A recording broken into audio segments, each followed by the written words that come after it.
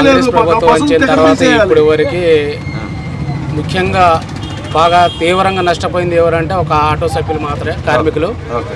ఈ ఉచిత బస్సు వల్ల నిర్దాక్షిణంగా ఆడోళ్ళు ఎలా మాట్లాడుతున్నారంటే ఏదో 30 రూపాయల కోసం 3 అంతస్తులు బిల్డింగ్ కట్టినట్టు అంత ఫీల్ అవుతున్నారు ఒక్కొక్కళ్ళు. కానీ ఫ్రీగా వస్తున్నారు, కూరగాయలు కొంటున్నారు, మార్కెట్లు తిరుగుతున్నారు, షాపింగ్ మాల్ తిరుగుతున్నారు, మళ్ళీ లేదంటే పార్కులు ఎమ్మటి తిరుగుతున్నారు. ఇది రేవంత్ రెడ్డి పెట్టిన ఉచిత బస్సు పథకం. ఇంత నిర్దాక్షిణంగా ఉంది అన్నమాట. ఇది కనీసం ఇంట్లో పడుకున్న ముసలమాన్ కూడా Hyderabad free bus. Vote auto వాళ్ళే 75% వేశారని మీరు చెప్తున్నారు. మరి మీకు అప్పుడు తెలుసు కదా పథకాలు స్టార్ట్ చేసేటప్పుడు మేనిఫెస్టోలో ఫ్రీ బస్ అని పెట్టాడుగా, మరి అప్పుడు ఎందుకు ఆలోచించుకోవాలి ఆటో వాళ్ళు?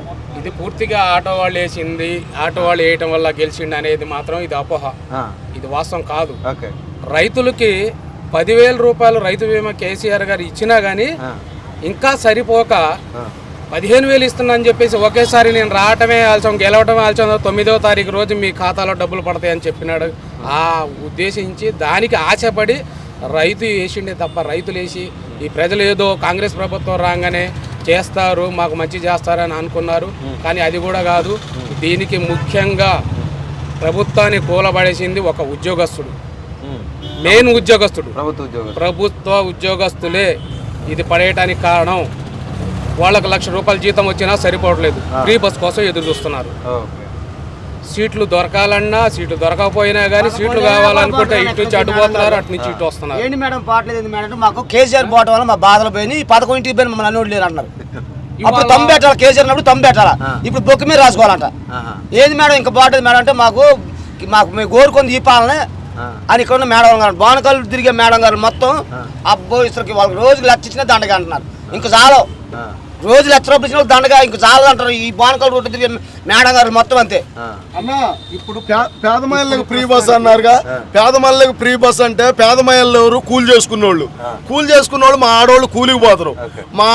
మా ఆడోళ్ళు ఇవాళ ఖమ్మం వస్తే మా ఆడోళ్ళు ఇవాళ ఇప్పుడు శివరాత్రి రోజులుగా మళ్ళీ శివరాత్రి ముందు అతరో రారు, సంవత్సరానికి ఒక్క రోజు కూడా మా ఆడవాళ్ళు ఖమ్మం పోరు, పుట్టింటికి పోరు, రోజు కొడలకి తీసుకొని కూలి కొరకటమే. ఆ కూలి కూరుకోళ్ళకి లేదు ఫ్రీ బస్సు, వాళ్ళు రారు, ఈ ఖమ్మం తిరగరు. ₹1,00,000 ఉద్యోగం చేసేవాళ్ళు రోజు డ్యూటీలు చేసుకున్న వాళ్ళకే ఈ ఫ్రీ బస్సు. పేదవాడికి అందట్లే ఇది ఏమి, వాళ్ళు రారు, వాళ్ళు ఎందుకు వస్తారు? వాళ్ళకి ఇల్లు వెళ్ళాలి కన్నా కూలి చేసుకోవాలి. ఫ్రీ బస్సు కూడా ఎవరికి పెట్టాలండి?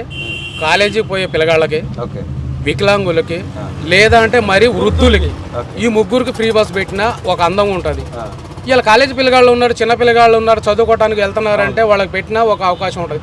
ఇవాళ ఫీజు రిమెంబర్ పెట్టండి, మీకు చేతనైతే దాంట్లో తగ్గించండి. ఇట్లా పూర్తిగా వచ్చే ఆదాయాన్ని మొత్తం గవర్నమెంట్ నష్టం పోతే ఎక్కడి నుంచి తీసుకొస్తారు మీరు? ఇవాళ కరెంట్ బిల్లు మళ్ళీ ఉచితం అన్నారు, 200 యూనిట్ల వరకు ఉచితం అని చెప్పారు. ఆ 200 యూనిట్లు అంటే ఒక్కొక్క మనిషికి వచ్చేసి ఒక ఇంటికి వచ్చేసి తక్కువలో తక్కువ ₹200 వేసుకున్నా కానీ ఒక ఊరికి వచ్చేసి ₹10,00,000 లాస్. అంత ఆదాయాన్ని పోగొట్టుకుంటా అంటే ఆర్టీసీకి ఎంత ఆదాయం? నెలకు వచ్చేసి దగ్గర 14 కోట్ల లాభం ఆదాయం. ఆ 14 కోట్ల ఆదాయం ఎట్లా పోతుంది? ఈ అన్నీ ఎవరి నెత్తి మీద వేస్తున్నారు? చివరికి ప్రజల నెత్తి మీద వేస్తున్నారు. 500 గ్యాస్ బండ ఫ్రీ అన్నావు, బాగానే ఉంది. 500 ఫ్రీకి ఇవ్వట్లేదా? మరి ₹930 నువ్వు పూర్తిగా డబ్బులు కట్టు నీ ఖాతా. మేము కడతా, నువ్వు వేయటం ఏంటి ఖాతాలో? మేము ఆల్రెడీ మేము వేసుకోవాల్సినంత అవసరం ఏంటి? మాకు అవసరం లేదు. నువ్వు ఇయ్యదలుచుకుంటే 500 ఫ్రీ ఇచ్చేయి. ₹430 ఎదురు పెట్టుబడి నువ్వు నా ఖాతాలో ఎప్పుడు వేస్తావో ఏవో. నరేంద్ర మోడీ గారు పెట్టిండు ఆ రోజు, ఏం చేసిండు? ఒకసారి 2 సార్లు ఏదో ₹30 ₹40 ఒక్క నెల వేసింది. 2 నెలల్లో అసలు ఎవడు పడ్డోడికి పడ్డాయి, పన్నోడికి అసలు పడలేదు. మరి ఆ డబ్బులన్నీ ₹1,00,000 ఎటు పోయినాయి? ఆ నిధులు మొత్తం ఇప్పటి వరకు ఏమీ లేదు. ఒకవేళ అకౌంట్ ఖాతా మేము ఒక SBI ఒక అకౌంట్ ఇస్తే అదే ఖాతాలో పడాలా. కానీ ఆధార్ కార్డు మీద నెంబర్ కొట్టుకొని నువ్వు నీకు ఎన్ని ఉంటే సొసైటీలో ఉన్నాయా, నీకు లేదంటే ఇంకో దాంట్లో ఉందంటే ఆ బ్యాంకులో చూసుకోండి మీరు పోయి. నీకు ఇచ్చిన నెంబర్ ఏంటి? SBI నెంబర్ ఇచ్చినప్పుడు SBIలోనే పడాలి డబ్బులు. వేరే అకౌంట్లో ఎట్లా పడుతున్నాయి? నా అకౌంట్ నీకు ఎట్లా తెలుసుద్ది? మేము దాంట్లో పోయి చూసుకుంటే లేవు, మరి పడ్డాయని మీరు చెప్తున్నారు. దానికి ప్రూఫ్స్ ఏదైనా అడిగా నేను ఒకసారి, దానికి ఎవరు లెక్కలు లేవు. మీరు పడ్డాయండి చూసుకోండి అండి. మరి దాంట్లో పడలే, దీంట్లో పడలే. ఎడువైన ఈ డబ్బులు ఎవరు తిన్నారు? గవర్నమెంట్ తిన్నది. ఈ ఓట్లప్పుడు నేను ₹970 కడితే గ్యాస్ బండి ఎత్తున్నాను అడిగితే మట్ట గుడిచిపోయేదే పార్టీ. రూపాయలు కట్టాలి నేను గ్యాస్ బండి ఎత్తానంటే 500 ఫ్రీ అన్నావు కానీ ఈ 970 అని అనవా ఇప్పుడు లాట్కి వచ్చి ఈ మాట మార్చి నువ్వు 10 మైళ్ళకి 18 సంవత్సరాల పిల్లలకి 10 మైళ్ళకి 500 ఎత్తున్నావా ఇప్పుడు ఏమంటున్నావు ఇంట్లో ఒక మైలకే అది రేషన్ కార్డు ఉండాలంటూ మళ్ళీ కారు ఉంటే నీకు రేషన్ కార్డు వద్దు అంటావు టార్ ఉంటే ఏది వద్దు నువ్వు ఆ రోజు ఆ మాటని చెబితే ఏ సోల్లో ఏ నోళ్ళు చూద్దు కానీ అప్పుడు చూసాడు అంటే నీకు అవసరం తీరిపోయింది నాకేమో ఒకటి అవసరం తీరిపోయినా ఇంకొకటి రైట్. ఇప్పుడు ఫైనల్ గా ఇక్కడ ఈ ఖమ్మం పార్లమెంట్ సెగ్మెంట్ లో ఓటు ఎవరికి వేస్తారు మీరు వచ్చి? మేమైతే ఆటో డ్రైవర్లు మొత్తం అన్న అందరి మాట చెబుతున్నా మాకు న్యాయం జరగల ఈ కాంగ్రెస్ ప్రభుత్వం న్యాయం జరగల మేము వేసేది ఈసారి గెలవపోని మా ఓట్లు మొత్తం పక్క చూపించుకోతామని గుర్తు ఏ మంత్రులకు కానీ ముఖ్యమంత్రులకు కానీ కారుకే గుర్తు. మీరేమంటారు? పక్కా కారుకే వేస్తామండి మేము ఓటు. మేము కూడా కారుకే వేస్తాం. మీరేమంటారు? కాంగ్రెస్ జెండాలు మోసినా కానీ వచ్చారాడు మానెత్తనే వేసిండు భారం. మేమంతా పక్కా కాంగ్రెస్. మా ఇళ్ళకి వచ్చి చూసినా మా ఇళ్ళ మీద జెండాలు ఉంటాయి. మా ఆటోలు 60 ఆటోలు ఉన్నాయి. తిప్పి కొడితే ఒక 15 ఆటోలు కూడా లేవు. టీఆర్ఎస్ వాళ్ళు ఆటోలు మొత్తం కాంగ్రెస్ జెండాలు మోసేవాళ్ళే ఉన్నారు మా ఆటోలో కూడా. అయినా కానీ సుఖం లేదు. మానెత్తనే పడదు బాధ జీవితంలో. ఇప్పుడున్న ప్రదేశంలో మరి టీఆర్ఎస్కు ఓటేస్తేనే సరే, కాంగ్రెస్ ప్రభుత్వం నడిచినా టీఆర్ఎస్ వచ్చినా రాకపోయినా ఈ 5 సంవత్సరాల వరకే ఛాన్స్. మళ్ళీ వాళ్ళు భూలోకానికి లోపల కింది దిగిపోవడం ఇంకా రావటం అనేది జరగదు. కాంగ్రెస్ని రానియర్ కూడా. అంతగా రైతులు ప్రజలు ఇవాళ ఢిల్లీలో రైతులు అంత ధర్నా చేస్తుంటే కనీసం మోడీకి కళ్ళు గామం రావట్లేదు. రైతుల మీద ట్రాక్టర్లతో తొక్కేయడం, బాంబులు పేలవడం, ఇవన్నీ పేలవడం, కాలవడం. కానీ అసాధ్యం అనుకునే సాధ్యం చేస్తారంటారు.